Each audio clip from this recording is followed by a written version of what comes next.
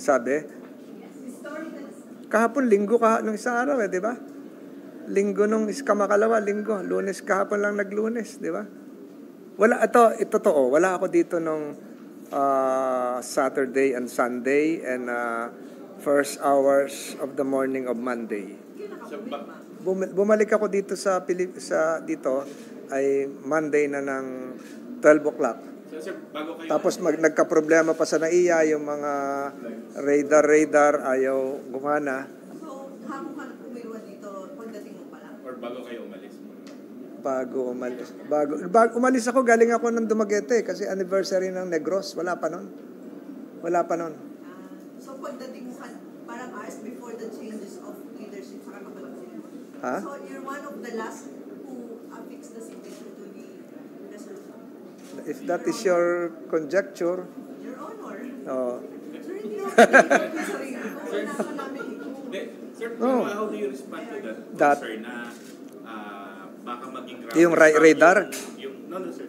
Baka maging rubber stamp lang yung bagong leadership kasi may role yung Malacanang sa Hindi siguro Hindi siguro it has to be proven pero hindi siguro rubber stamp ang Senate. Nakita nyo, may sinabi si Senate President kahapon na i-stop nga niya muna yung roadshow hearings ng economic provisions, di ba?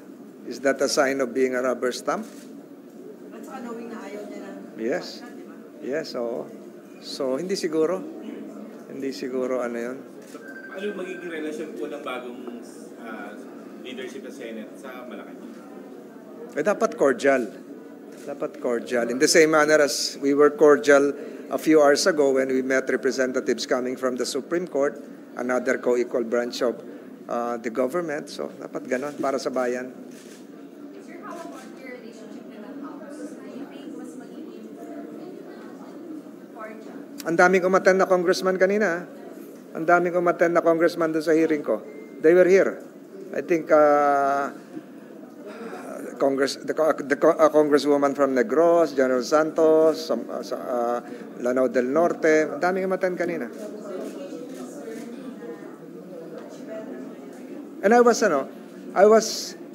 received a ito sabihin ko, in all fairness, I received a congratulatory text from Majority Leader Dalipe and Minority Leader Lagman, kung siya man yung Minority Leader ng House.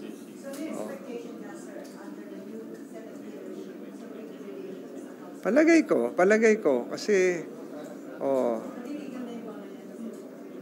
sana and I heard they were just like the rest, they were also observing what is happening yesterday.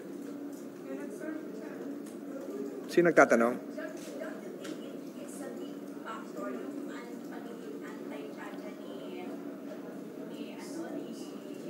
Alam mo, later on, pwede ka na maging vlogger. Magaling itong magtanong siya. Hindi. Sige, go ahead. Go ahead.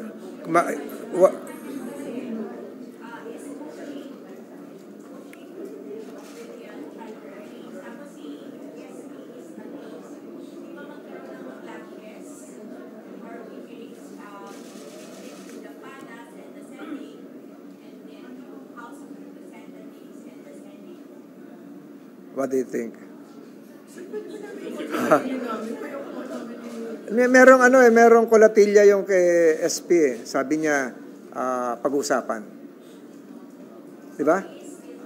Nakita niya, ano ba binasa kong dyaryo kay Star ata ang binasa ko kung ano. Nandun sa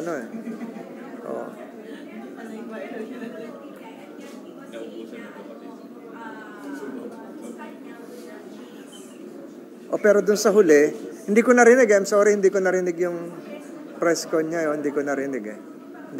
Pero willing naman siya magbago. Susunod siya sa majority. Sir, wala na hearing. Hindi ba mag-extend ng Thursday and Friday na hearing considering na bagong leadership? Hearing na. At hearings can continue yung mga committees. Tuloy yun. Wala, yun eh. That's already an adopted legislative calendar. And that was also approved by the lower house.